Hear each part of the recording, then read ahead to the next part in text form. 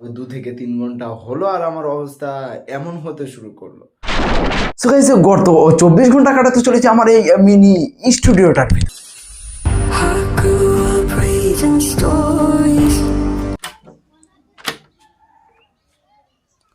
Time is start. রুমের অবস্থা দেখে লাভ নেই। বাই দ্য ওয়ে গাইস, আমাদের রুমের হালাত দেখে কোনো শখ হওয়ার বা অন্য কিছু হওয়ার কোনো দরকার নেই। আমার রুমের হালাত সবসময় এরকম পড়ে থাকে। আর গত 24 ঘন্টা আমি আমার এই স্টুডিওর ভিতরে কাটাতে চলেছি। তো আপু কোটা বাজে সেটা তোমাদেরকে ফার্স্ট একবার দেখিয়ে নিই। আর আমি এই রুম থেকে বার হবো ঠিক গতকাল বেলা 8টার সময়। আমাকে বাইরে থেকে যেহেতু কেউ না ডাকে, তো আমি সেই কারণে জানলা দরজা যা আছে সবকিছু অফ করে দেবো। তখন দরজাটা লাগিয়ে দেওয়া যাক।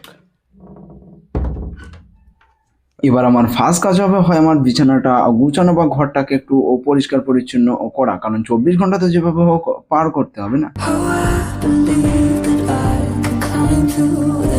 বিছানা গুছানো কমপ্লিট হয়ে গেল। এবার আমার টেবিলটা একটু পরিষ্কার করতে হবে, কারণ কালকে স্কুলের কিছু প্রজেক্ট লিখছিলাম, তো সেগুলো এখন ছড়িয়ে ফড়িয়ে আছে। এগুলোকে পড়ার টেবিলে দিয়ে গুছিয়ে, তো এনিওয়ে ঘরের সব কিছু তো গুছানো হয়ে গেছে। এবার তোমাদেরকে জানিয়ে রাখি যে পয়সা যদি আমার টয়লেট ব্যাগটা পেয়ে যায়, তো সেটা আমি কোথায় করব। তো সেটা হচ্ছে যে এই যে একটা মিনি ডাস্টবিন আছে, এর ভিতরেই হালকা করে করে ফেলবো। এর ভিতরে শুধু এই ফালতু পেজ আছে, কিছু কোনো লেখা বেখা নেই, মানে কিছু ফালতু পেজ আছে। এর উপরে এইভাবে ছেড়ে দেবো। কি আমি আমার যে ফোনে মানে বেশি কল ব্যাকার আছে সে ফোনটাও অফ করে দেবো, যাতে কেউ কল না করে বলতে পারে যে ভাই বাইরে আয়। তো এবার আমি ঘন্টা দুয়েক পরে টাইমটা পাস করবো। ঘন্টা দুয়েক পড়লে অ্যারাউন্ড প্রায় 11টার কাছাকাছি চলে যাবে। তো সেই কারণে এখন পড়তে বসে যায়। টেবিল, সো চেয়ার, এটা চেয়ার। এখন আমি সাবজেক্ট সিলেক্ট করছি English. Elise was beginning to get very tired of sitting by her sister on the bank. তো এটার মানেটা জানতে চাই না, কারণ মানেটা আমি জানি না। বেশ সবে 2 থেকে 3 ঘন্টা হতে যায়, আর এমন অনুভব হচ্ছে যেন আমি কত বছর এখানে বন্দি আছি। তবে 2 থেকে 3 ঘন্টা হলো আর আমার অবস্থা এমন হতে শুরু করলো। আর তো এবার আমি টাইম পাস করার জন্য একটা সিদ্ধান্ত নিয়েছি যে একটা ভিডিও রেডি করব, মানে রোস্টিং ভিডিও রেডি করব, করে ভিডিওটা সন্ধ্যের দিকে শুটে বসবো। তাহলে তাড়াতাড়ি টাইমটা পার হবে। না তো খুবই বন্দি বন্দি লাগছে ভাই। আমি বুঝতে পারছি না যে যারা জেলখানায় থাকে ভাই তাদের কেমন অনুভব হয়। তো এবার চলো পিসিটাকে অন করা যাক।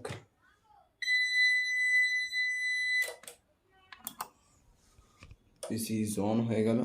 তো ভিডিওটার স্কিপ ব্যাকগ্রাউন্ড এখন কিন্তু কোনো কিছু লেখা হয়নি, তো সেটা লিখতে হবে এখন। মানে ভিডিওটা কাটসাট করে স্কিপ বানাবো, স্কিপ বানিয়ে সন্ধেবেলা শুটে বসবো। তো চলো এখন করা যাক। যেভাবে হোক দেখে 24 ঘন্টা থাকতে পারি কিনা। তো বেসিক্যালি আজকে আমার বাড়িতে কেউ নেই, তো সেই কারণে রান্না করে দিয়ে এক জায়গায় মানে দাওয়াত খেতে গিয়েছে। তো সেই কারণে আমি ভাতটা বলেছিলাম যে রান্না হয়ে গেলে আমার ভাতটা যেন উপরে পৌঁছে দিয়ে যায়। আমি এখান থেকে বার হব না বলেছি, মানে বার হব না। আজকের আইটেম হচ্ছে কচু, আলু আর চিংড়ি মাছ। তো চলো এটা দিয়ে এখন ভাতটা খাওয়া কমপ্লিট করা যাক। আর এখন বিশ্রামের জন্য শুয়ে পড়বো। বিশ্রাম বলতে পারো বা এমনি বলতে পারো, মোটামুটি টাইমটা পাস করাই মেন বিষয়। তো স্টার্ট, গো টু ইংলিশ হবে না, সব ভুলভাল। তুই জাস্ট সবেমাত্র ঘুম থেকে উঠলাম। তো এবার ভাবছি যে এখানটায় চেয়ার ফেলে বসবো, বসে বাইরের একটু দৃশ্য দেখবো।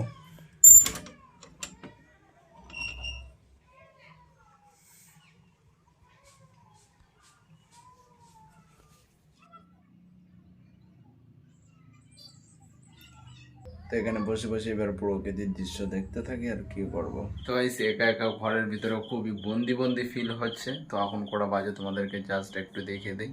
এখন বাজে তোমাদেরকে 7টা 35। এই দাগ আমি ক্রস করে দিচ্ছি।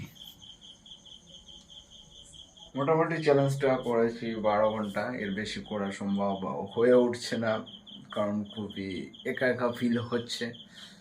তো আজকের ভিডিওটা এইটুকুই এন্ড করছি। আবার নেক্সট কোনো ভিডিওতে দেখা হবে।